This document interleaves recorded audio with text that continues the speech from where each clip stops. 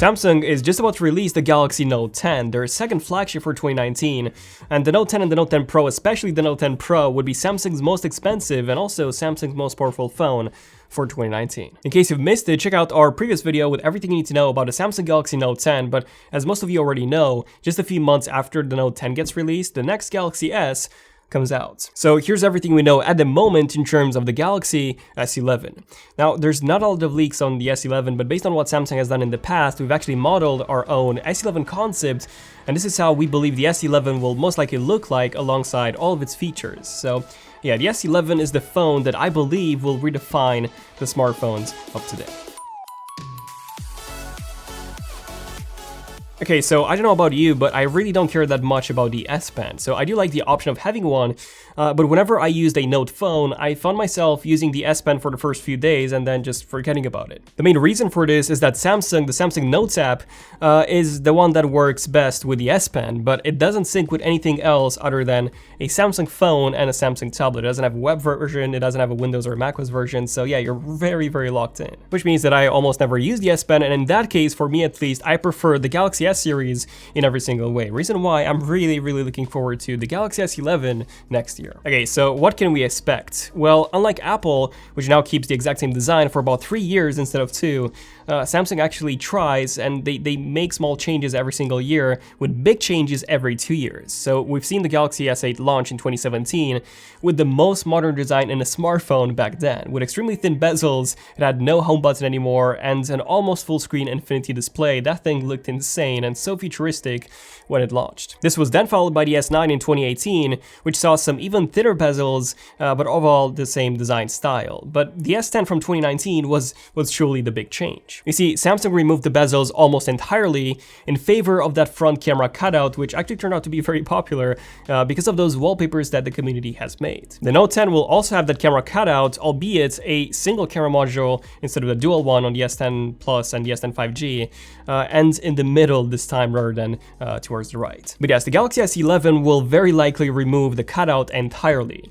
So we've started seeing smartphones from Chinese manufacturers that have a full screen display without any notches or cutouts, and they look so amazing, so futuristic. The OnePlus 7 Pro is a very good example of that, and it's very interesting. What's really interesting about the 7 Pro, by the way, is that it actually uses a Samsung-made display, but yet it has no camera cutout. You see, what the OnePlus 7 Pro is using is actually Samsung's new Infinity display panel. That's how it's actually called. So this thing was unveiled at Samsung's developer conference back in November 2018.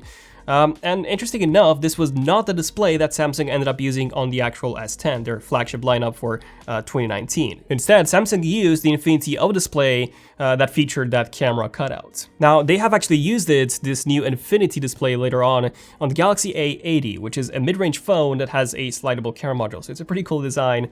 And considering that the Note 10 no longer has that dual front camera cutout that the S10 Plus and the S10 5G had, yeah, it's pretty safe to say that Samsung is looking to reduce any display obstructions with the Samsung Galaxy S11. And in this case, we will either see an S11 that comes with a pop-up camera module, just like the OnePlus 7 Pro, or we could even see an S11 that has no pop-up camera at all, and instead has a front camera embedded into the display panel itself. So yeah, this is truly the future of smartphones. And this is also something that both Oppo and Xiaomi have showed us prototypes of. So smartphones that have zero bezels and zero compromises when it comes to the display. And the way this technology works is that you have an OLED panel that can become transparent in some areas of it when you want it. And Samsung has already demonstrated a few prototypes of this display technology. So there's a very high chance that the displays that Xiaomi and Oppo have used in their demos were actually made by Samsung. So in this case, you have a full screen display, and when you open up the camera app to take a selfie, the top portion of the display actually becomes transparent, and the camera underneath the display can actually see what's going on the other side. The only problem that we have at the moment with this technology is that the camera quality is worse than if the camera was still above the display. Now, this is because there's a lot of reflections caused by the display on the top of the camera, and the extra layer of glass also decreases the clarity of the image. And Samsung will eventually sort this out, but I don't think that this technology will be fully ready by the time the Galaxy S11 gets released in February or March of next year. And this is why we've actually modeled our Galaxy S11 concept with a pop-up camera module in the middle. So realistically, this is what the S11 will most likely look like. A design that resembles the Note 10 with slightly rounded corners, as this is how Samsung has done it in the past. The Note lineup always had a more squared-off design, while the Galaxy S lineup has always had a more rounded design. Now, size-wise, the S10 and the S10 Plus came in at 6.1 and 6.4 inches. This was from 5.8 and 6.2 that we had on the S9 and the S9 Plus. Now, since we are not getting a major redesign with the S11 aside from the removal of the camera cutout, I do not believe we would see a display size increase of 0.2 to 0.3 inches like we had before. Instead, we've actually increased out the display size by 0.1 inches by thinning out the bezels on our concept. So in that case, the S11 comes in at 6.3 inches, while the S11 Plus comes in at 6.5 inches, matching the iPhone XS Max in the display size, but of course, in a much smaller form factor. Also, speaking of the bezels, we've kept ours at just 1.2 millimeters all across the frame. Now, when it comes to the back, the S11 will very likely get the same quad camera module that we've seen in the Galaxy S10 5G edition as well as in the Note 10 Pro. Now, on the Note 10 Pro, we only had three main lenses. So we had the main lens, the telephoto lens, and the wide-angle lens, and then the other two dots underneath the flash were actually the time-of-flight sensor. So we had an IR emitter and an IR transmitter that could map up 3D space much better than a regular camera could. So Samsung has yet to have an actual quad lens camera module, as the fourth module was used for just 3D depth mapping. Now, on the S11, this is very likely to change. So Samsung usually launches a brand new camera module with the Galaxy S series, followed by a small software tweak in terms of the image processing, usually with the Note lineup. And I mean, realistically, we haven't really had a big camera update for a Samsung phone ever since the S9 with that variable aperture camera. And even that one had a very similar sensor to the S8, which was also very similar to the S7. So yeah, image quality-wise, aside from the obvious image processing that got so much better over the years because of new processors, the actual raw image quality hasn't really changed that much. Now, Samsung has recently released a monster of a sensor that's 64 megapixels in size. But yeah, realistically, it would not be included in the S11 just because it's very poor in low light.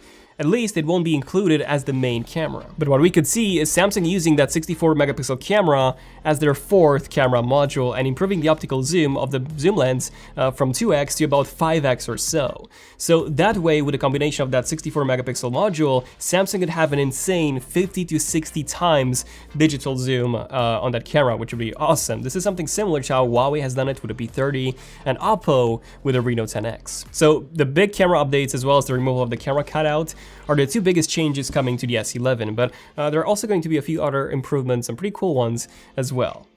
Now, unfortunately, if you're hoping for something cool like a 90 Hz refresh rate display, like OnePlus has added on the OnePlus 7 Pro, there is actually zero indication, zero reports, zero leaks, or anything that Samsung would actually be doing that. That would be great, especially for gaming, because Samsung phones have always been one of the best choices for gamers, mobile gamers, thanks to that large display, solid performance, great battery life, and very good speakers, especially, recently. The OnePlus 7 Pro is at the moment the best choice for mobile gamers out there.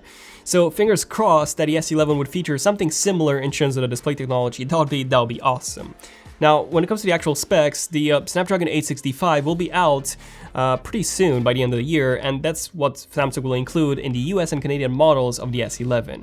And then the Exynos 9825 or the Exynos 9830 would be included in their international versions. Now, something quite interesting here is that the Snapdragon 865 will actually be manufactured by Samsung this time. Yes, Samsung will manufacture both the Exynos and the Snapdragon this year, rather than, TSMC like it was before for the Snapdragon processors. The 865 will feature the faster and more efficient LPDDR5 memory from LPDDR4, but when it comes to the actual CPU architecture, we haven't really seen any reports on this, and this will be a 7nm or a 5nm process. I would put my money on a 7nm process, just like the 855 was. Now, on Samsung's side, the Exynos 9825 is what will be included in the Note 10 and the Note 10 Pro, and this one has actually been leaked. And performance-wise, it's pretty good. So 3,529 points single-core-wise in Geekbench 4 and 10,840 in multi-core. Now, this is still 1,200 points lower than Apple's A12 processor, single-core-wise, but really close multi-core-wise. So that's impressive. However, Apple will be launching the A13 chip very soon, so it seems like Android smartphones will once again be 2 years behind of Apple performance-wise. However, in real world usage, this is the one that matters. And honestly, the OnePlus 7 Pro, which runs on the Snapdragon 855, has been the most fluid smartphone that I've ever used. Even more fluid than the iPhone XS Max was, which costs almost double and has a much more powerful processor. So with that Exynos 9825 chip, the S11 should be buttery smooth, especially on Samsung's own One UI overlay, which I've actually been very happy with in terms of the performance and also the design. So I really like that.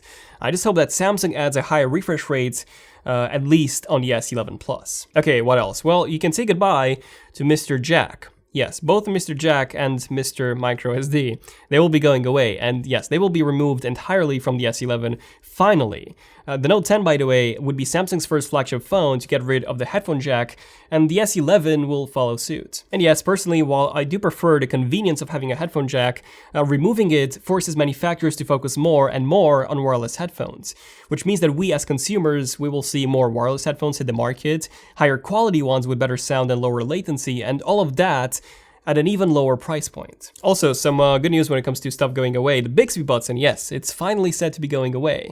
Yes, Samsung will be removing the Bixby button from the Note 10, and same as with the headphone jack, the S11 will follow suit. However, this doesn't mean that Samsung is killing Bixby, no. Samsung will most likely remap it to different buttons, so I actually believe it will be a long press of the power button. So just like Apple does it on the iPhone 10 and newer, and they do it with Siri, by the way, and obviously, you know, this will be Bixby, but pretty much the same gesture. That's what I believe, and then holding a volume button and the power button to turn off the phone. Now, when it comes to the battery, the Galaxy S10 5G has a monster of a battery at 4,500 mAh, and the S11 Plus is said to have at least 4,300 mAh from the 4,100 that we had on the S10 Plus. And if Samsung manages to compact the battery well enough, they could even have a 4,500 mAh battery on the Galaxy S11 Plus. And this will also support Samsung's next version of fast charging, by the way. The one on the S10 5G supports up to 25 watts of power from 15 watts on the regular S10s. So the S11 could feature up to 50 watts, this is what is being rumored, just like the Lamborghini edition of the Oppo Find X. And this will allow you to fully charge your S11 in just under an hour, which would be insane, especially with that 4,500 mAh battery. Finally, in terms of the colors, we've modeled ours in black, white, as well as a new silver option. So this silver, the one that we modeled, is actually inspired by the silver S7 Edge, which was actually my favorite S7 Edge color. I never had that myself, but yeah, I also thought it was really cool. So yeah, ours is a bit of a more elegant approach in terms of colors, but of course that Samsung will indeed have more color options like blue and green, same as we had with Samsung phones before. But yeah, let me know in the comments what do you guys think of the Galaxy S11 so far. Do you think it's going to be an exciting device, especially if it's going to look like we modeled it, or do you think it's going to be just an improved, slightly improved S10, the S10S? Let me know in the comments what you guys think, and also what are your thoughts on the removal of the headphone jack and the microSD card. Yeah, definitely subscribe, notifications if you want to see more interesting tech videos like this one. Hopefully it was. Thank you for watching. I'm Daniel, and I'll see you guys in the next one. ZONEofTECH, signing out. Cheers.